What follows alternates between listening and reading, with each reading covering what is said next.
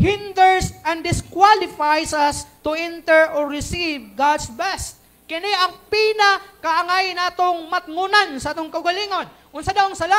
Ang sala mahimong babag o mo disqualify sa panalangin nga unta ihatag sa Ginoo sa imuha. Sumala sa mga tao nga gibutang sa Ginoo sa Garden of Eden, si Adan ug si Eva.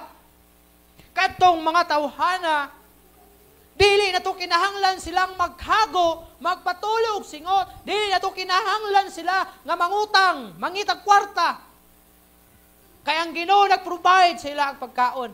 Pwede ra moingon si Adan nga gusto ko mukha og kanding ron. Mag-ihaw ra sa kanding. Pagkaugma moingon sa gusto ko mukha og baka. Mag-ihaw ra sa baka. Pagkasunod ugma moingon sa gusto ko mukha og isda. Magkuha sa isda. Sunod ugma na pod, pila ka adlaw, gusto ko bukaon og mga prutas. Magkuha sa prutas kay dunay daghan. Gi-provide na ang tanan sa Ginoo diha kanila.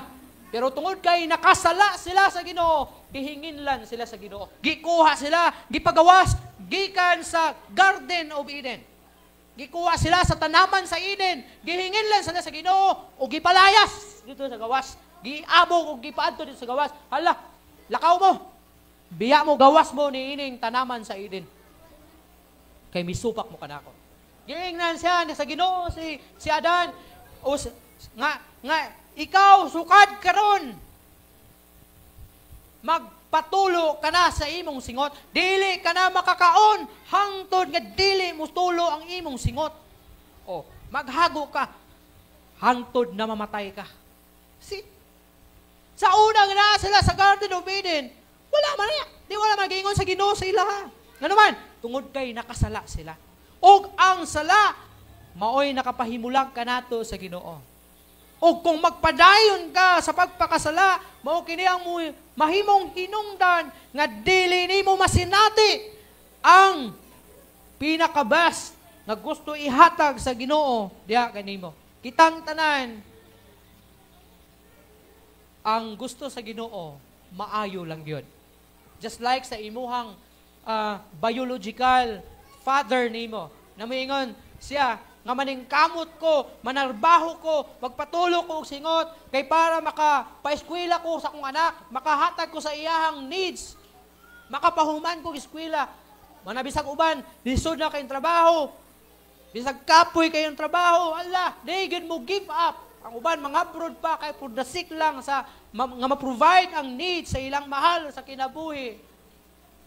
Kay maunay kamatuuran na walay gusto nga walay laing gusto sa ginikanan para silang mga anak is para sa ilang kaayuhan. Maliban lang, except lang atong tulibagbag ug utok ng mga ginikanan. Pero mostly sa mga ginikanan, maugid na ang ilahang handom. Maugid na ilang gusto. Mabitan ang uban, muhimo og dili maayo for the sake lang sa ilahang desire or pangandoy silang mga anak. Oh. Inaana po na itong Ginoo. Gusto niya og maayo ang mudangat kanato. Gusto ta niya panalanginan. Gusto niya ihatag ang gusto nato. Pero adunay babag kining sala. Na usahay masinati pud ni nato sa atong ginikanan. Na kung kita nakasala sa atong ginikanan, may posibilidad na dili nakasuportahan. For example, mingon ang imong mama, imong papa, nimo pag-eskwela og tarong nakay buhaton na mo ang tanan. Basta kay magtinarol lang kay eskwela, hantod naman kahuman ka. Hindi nagbinuang ka. Nibutoy imong tiyan. Palayason ka sa imong balay. Hingin lang ka sa imong papa, layas! Wa na ko'y anak na sama nimo. Oh. Agig disiplina. The same po na sa Ginoo na kung masayop ta, usahay, ang panalangin, dili nato maangkon.